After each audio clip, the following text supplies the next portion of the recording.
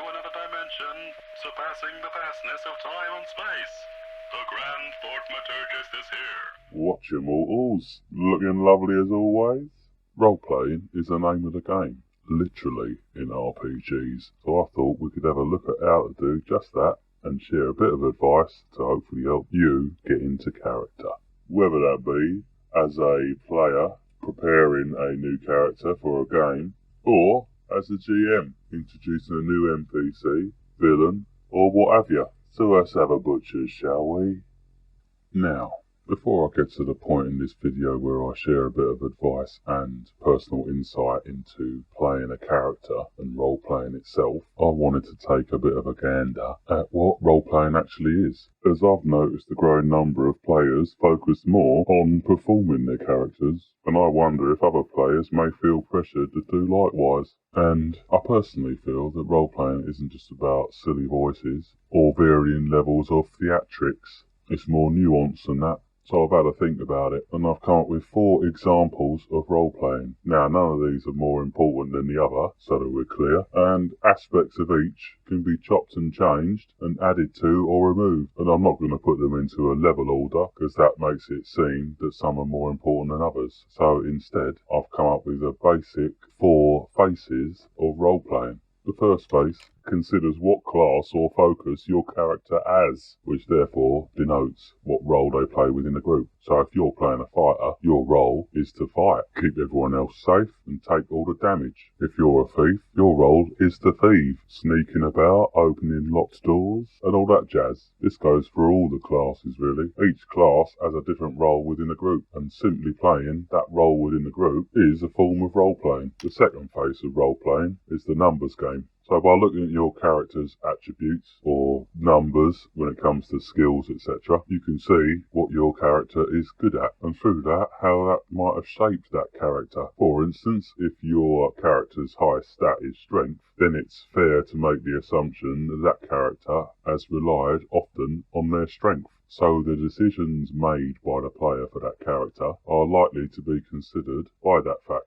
That character may well prefer action over conversation. That becomes his role. Much like a character with a high charisma will probably prefer conversation over action. And once again, with skills, this can also help guide players into how their character's role could be played within a group. If you have a character with impressive combat abilities like brawling, then like the fighter, they may well be more inclined to be action-focused, much like characters with high statistics in negotiation or diplomacy will more likely wish to talk through encounters. The third phase of role-playing that I considered is that which focuses more on the character and the wider story of that character. Now, a lot of systems introduce ways of determining each character's backstory, whether that be through predetermined selection or randomly rolling parts of their lives leading up to the point they became adventurers. Those systems make it a little easier, I feel, when it comes to this phase of the role-playing, as they can help steer players to a more rounded view of their characters. For instance, before your fighter became a fighter,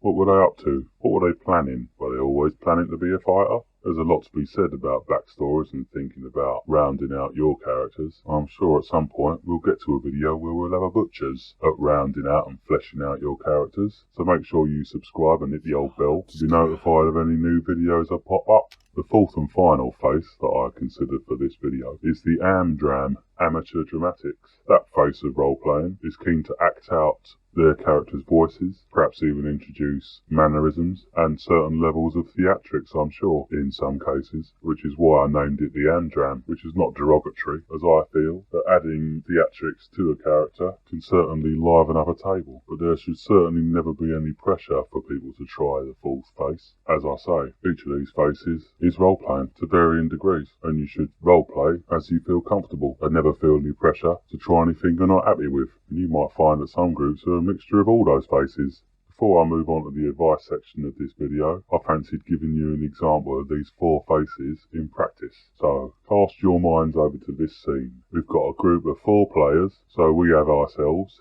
a fighter, a thief, a priest and a mage. They're in a dungeon entrance. There's a big old wooden door ahead of them, and at either side, in an alcove, is a statue. So, Face 1. The fighter, being a strong, brawny fighter, his player turns round and says he's going to approach the door as he's the toughest, and if there's problems the other side of that door, he'll be the first to feel those problems. Just before his character gets to the door, the thief's player pipes up with, "Hang on a minute, I need to check the door for traps," as that is one of her roles. Both are playing their roles in the group, both are role-playing. Kushti. Face 2. The fighter looks to the door, his best stat is strength, so the fighter's player says, "I'm going to break down that door," happy to use his strength. The wizard's player then says, with intelligence being her character's focus, "Don't you think that might make a lot of noise?" Just hang on a minute. Looking at their stats, they are role-playing by playing their roles according to their attributes. Phase 3. The fighter's player says that his character would like to examine the door closely to see if there's any weaknesses, like, as before his fighter was drafted into the army, he was trained to be a carpenter. He's considering his character's backstory. The thief, once again, pipes up, and she says, "Hang on a minute, I want to check that door for traps. A trap in a door is the reason I lost one of my eyes." And the thief's player says that her character points notably at the patch over her right eye. Both the players are thinking about their backstories and about their wider characters, taking them into consideration during the game. Phase 4.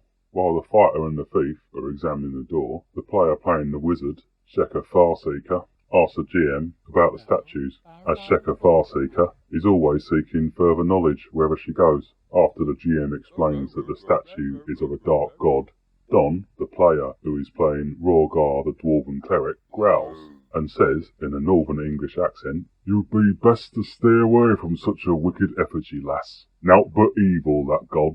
The player, Don, then explains that Rorgar spits on the floor and utters a prayer to his god Gror, and then walks away with a frown. Jem, the player who's playing Sheka Farseeker, smiles at Don and says softly, "It is only a statue, Master Dwarf, not the dark god himself." But Don merely grumbles and shakes his head. In the fourth phase, the players are acting out their characters' words, speaking directly as the characters, and adding mannerisms, accents, information they deem necessary to add flavour to their characters. For each of those phases is role-playing. None of them are better than the other ones. Do what you're comfortable with, and you might shift between all 4 different faces. And that's absolutely brilliant, and your choice. Don't feel pressured to try any face you ain't happy with. Just enjoy a moment and have a lot of fun. Anyway, let's move on to the advice, shall we? Eventually, you may want to add individual personality to your characters to define them differently from each character before, and this can add a unique aspect to each one. My advice would be to start small. Your first character or 2 may well just be you. Mine certainly were. When I started role-playing, all my characters thought like me and shared the same kind of morals and ethics. But as you progress through different role-playing games, different systems, different groups, you might like to try very different personalities from yourself. That's potentially one of the beauties of role-playing, really. It's extremely useful to be able to separate yourself from your character. The further that separation is, the more different or unique that character will be. Because the trick is, instead of facing a situation and thinking, "God, what am I going to do?" you think, well, what would my character do?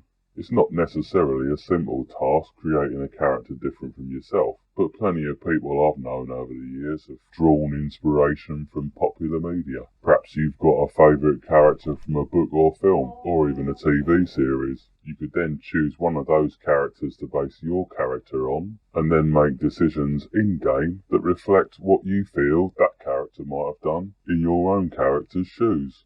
Whether that character be Clonan the Librarian, the muscle-bound northern barbarian who collects books, or Fluke Drysquilber, bird-person farmer now turned psionic knight, or even Grindiana Bones, the undead archaeologist famous for his bullwhipping hat. Whoever it is you're playing, it's a very useful tool to be able to put yourself into their shoes rather than your own when playing your character.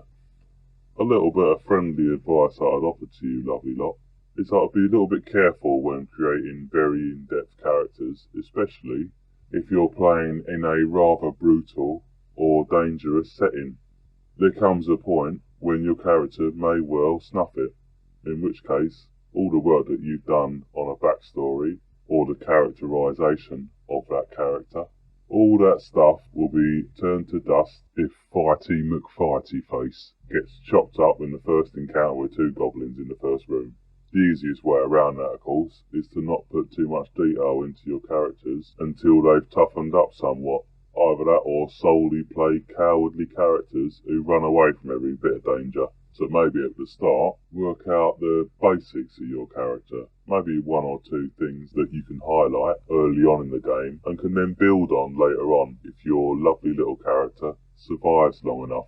I used to use a similar technique where I'd have an idea for a character, make the character around that idea, and then start to build upon that character's past and all his quirks and mannerisms if they made it to second level. Of course, if you're creating all this information around a major NPC or villain, then that's quite handy, as it may well help you improvise in the moment, knowing that Herbert's history, quirks and mannerisms, etc.